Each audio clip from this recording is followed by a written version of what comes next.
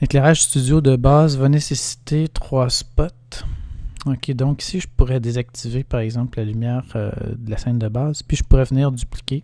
Donc, sélectionner le spot route avec le bouton du milieu et faire CTRL-D une fois. Et là, vous allez voir, bon, ça va doubler l'intensité. Je peux ensuite déplacer ce nouveau groupe-là.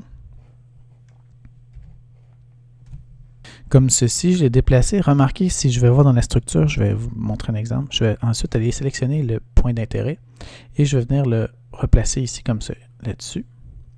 Fait que là, vous avez deux sources maintenant qui frappent sur l'objet. Je vais ensuite aller replacer, je vais sélectionner mon deuxième spot et je vais le déplacer comme ça ici. Bon, le principe est le suivant, c'est que vous devez avoir toujours trois sources. Là, j'en ai deux. J'ai la source principale qui est celle qui est la plus proche puis la plus forte. Okay? Et ensuite, vous avez la source qu'on appelle de remplissage.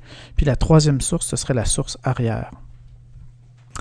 Comme troisième source d'éclairage, je me suis inspiré du Final Gathering pour aller chercher, plutôt qu'un spot, je suis allé chercher une grille. Là, je vais vous la montrer. Remarquez, sans éclairage arrière, qu'est-ce que ça produit? Et avec l'éclairage arrière, en montrant ma grille. L'avantage de ça ici, qu'est-ce que ça vient faire? C'est que ça vient quand même, mon éclairage arrière vient séparer l'objet du fond. Et là, ce qui est intéressant ici, c'est qu'en changeant l'échelle de mon objet, je vais augmenter l'effet de mon éclairage arrière, comme ça ici. Fait que ça, c'est quelque chose que vous pouvez venir doser, comme ceci, par exemple.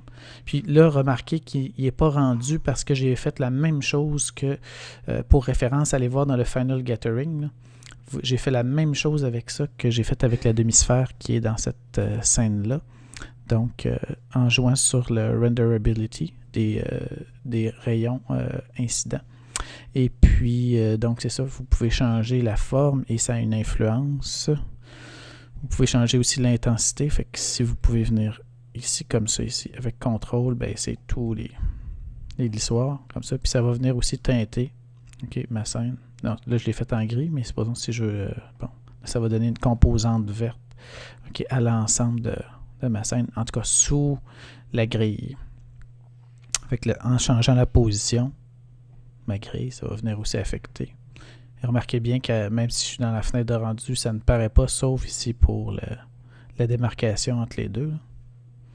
Donc, ce serait, c'est les trois éclairages de base. J'aurais pu prendre aussi, aller me chercher un autre spot, puis venir découper mon objet. Et c'est ce qui assure l'apparence des trois dimensions.